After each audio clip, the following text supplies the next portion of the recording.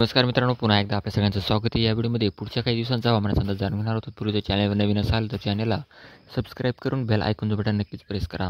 तर आज दुपारी 2 वाजेच्या दरम्यान सोलापूर जिल्ह्याच्या काही भागात मुसळधार स्वरूपाचा पाऊस पडण्याचा अंदाज राहू शकतो. विजयपुराच्या काही भागात तुफान पावसाचा अंदाज असून याच काळामध्ये सांगली जिल्हा असेल, सातारा, पुणे जिल्ह्याच्या पश्चिमेकडच्या भागात जोरदार पावसाचा अंदाज राहू शकतो.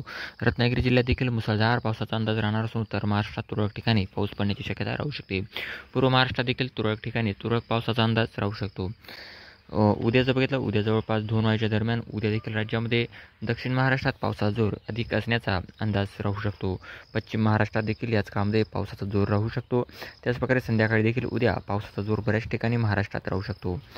जर 12 तारखेला बघितलं, 12 तारखेला देखील राज्याच्या बऱ्याचशा ठिकाणी पावसाचा जोर वाढलेला बघायला मिळतो आहे. यामध्ये कोल्हापूर असेल, मुंबई असेल, सोलापूर, हैदराबाद या भागात पाऊस पडण्याचा अंदाज राहू शकतो. 12 तारखेला जर आपण संध्याकाळी बघितलं, संध्याकाळी देखील जोरदार पावसाचा अंदाज राहू शकतो. व्हिडिओ आवडला असेल तर व्हिडिओला लाईक करून शेअर करा.